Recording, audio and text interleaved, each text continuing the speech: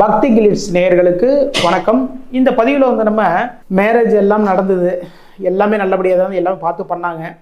ஆனால் பார்த்தீங்கன்னா பல வருடமாக வந்து குழந்தை வாய்ப்புக்காக வந்து நாங்கள் எதிர்பார்த்துட்டு இருக்கோம் அப்படின்ட்டு ரொம்ப தம்பதிகள் வந்து மனசுக்கு ரொம்ப கஷ்டத்தோடு இருப்பாங்க.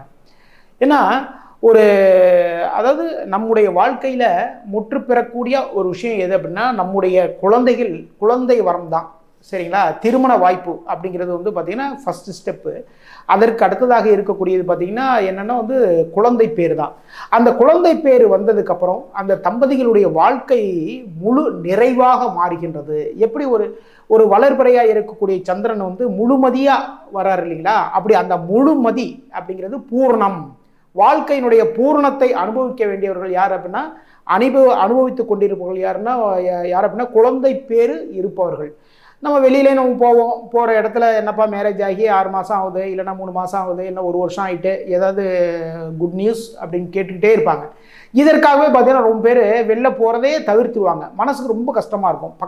அக்கம் பக்கத்து வீட்டில் இருக்கிறவங்கலாம் வந்து அவங்கெல்லாம் பார்த்தீங்கன்னா குழந்தைங்களோட இதெல்லாம் இது பண்ணிகிட்டு இருப்பாங்க.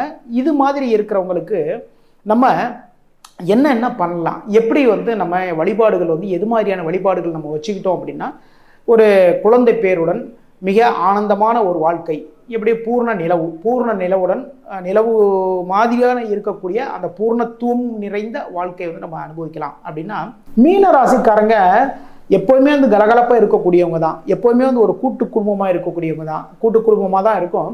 இருந்தாலுமே என்னுடைய சந்ததி வந்து என்னுடைய குடும்பத்துக்கும் சரிதான், என்னுடைய பெயர் சொல்ல ஒரு குழந்தை வேண்டும் அப்படின்னு நீங்கள் நினைக்கிறீங்களா? நீங்கள் என்ன பண்ணணும் அப்படின்னா அம்பாள் வழிபாடு பண்ணுங்கள். அம்மன் வழிபாடு வந்து மிக மிக சிறப்பு. வீட்டில் ஒரு அம்மனுடைய ஃபோட்டோ வந்து வாங்கி வச்சுக்கோங்க. அந்த அம்மன் ஃபோட்டோ வந்து வாங்கி வச்சுக்கிட்டு அந்த அம்மன் ஃபோட்டோ வந்து எந்த கிழமையில் அப்படின்னா நீங்கள் எந்த கிழமையில் பிறந்தீங்களோ அதே கிழமையில், அதே டைம் பார்த்தீங்கன்னா வீட்டுக்காரர் வந்து எந்த கிழமையில் பிறந்தாரோ அந்த கிழமை நாளில் வந்து அம்பாளுக்கு வந்து என்ன பண்ணுங்க அப்படின்னா சக்கரை பொங்கல் வந்து நெய்வேத்தியமாக பண்ணுங்கள். சக்கரை பொங்கல் நெய்வேத்தியம் பண்ணலாம், இல்லை வந்து வாழைப்பழத்தை வந்து வாங்கி வச்சு நெய்வேத்தியம் பண்ணலாம். உங்களுக்கு மனசுக்கு பிடிச்ச மாதிரி என்ன நெய்வேத்தியமோ, இல்லை அப்படின்னா வந்து ட்ரை ஃப்ரூட் சொல்கிறீங்களா, திராட்சை, அந்த திராட்சையும் கல்கண்டும் சேர்ந்து கலந்து வச்சுக்கோங்க. வச்சுட்டு 2 பேருமே அம்பாள் வழிபாடு வந்து பார்த்திங்கன்னா வந்து அம்மனுடைய பாடல்கள் எல்லாமே பாடுங்க. சரிங்களா? அபிராமி எந்தாதி பாடலாம். இது மாதிரி வந்து என்ன பாடல் உங்களுக்கு வந்து மனசுக்கு பிடிக்குதோ அந்த பாடலை 2 பேருமே சேர்ந்து பாடுங்க. பாடி முடிச்சதுக்கப்புறம் நீங்கள் என்ன நெய்வேத்தியம் வச்சுங்களோ அந்த நெய்வேத்தியத்தை அப்படியே அம்பாளுக்கு வந்து நெய்வேத்தியம் பண்ணுங்க. பண்ணி முடிச்சதுக்கப்புறம் நீங்களும் சாப்பிடுங்க. முக்கியமாக அங்கே அக்கம் பக்கம் வீட்டில் இருக்கக்கூடிய குழந்தைகளுக்கு வந்து இது கொடுங்க. சரிங்களா? மீனராசிக்காரங்களுக்கு கரு சீக்கிரம் உருவாகணும் அப்படின்னா திருக்கருகாவூர், சரிங்களா? தஞ்சைக்கு பக்கத்தில் இருக்கக்கூடிய திருக்கருகாவூர் போங்க. அங்கே இருக்கிற அம்மன் கோவிலுக்கு, திருக்கருகாவூர் தான் பார்த்தீங்கன்னா அம்மன் வந்து ரொம்ப ஃபேமஸ். சரிங்களா? எல்லாருமே குழந்தை வரம் வேணும்னா நீங்கள் அந்த கோவிலுக்கு போங்க.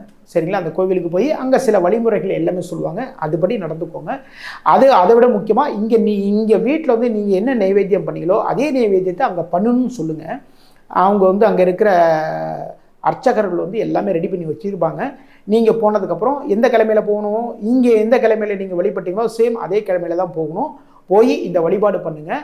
அப்புறம் பார்த்தீங்கன்னா அவங்க நைவேத்தியம் பண்ணதுக்கப்புறம் சர்க்கரை பொங்கலை எல்லாருக்கும் கொடுங்க. அங்கே அந்த கோவிலில் சில வழிமுறைகள்லாம் இருக்குது, அதையுமே வந்து நீங்கள் பண்ணுங்கள். சரிங்களா? அதையுமே பண்ணுங்கள். இந்த சர்க்கரை பொங்கல் பிரசாதத்தை வந்து எல்லாருக்குமே வந்து நீங்கள் 2 பேருமே சேர்ந்து, கணவன் மனைவி 2 பேருமே சேர்ந்து எல்லாருக்குமே வந்து விநியோகம் பண்ணுங்கள். பண்ணிவிட்டு அந்த கோவில் சன்னதியில் ஒரு அரை மணி நேரம் அமர்ந்து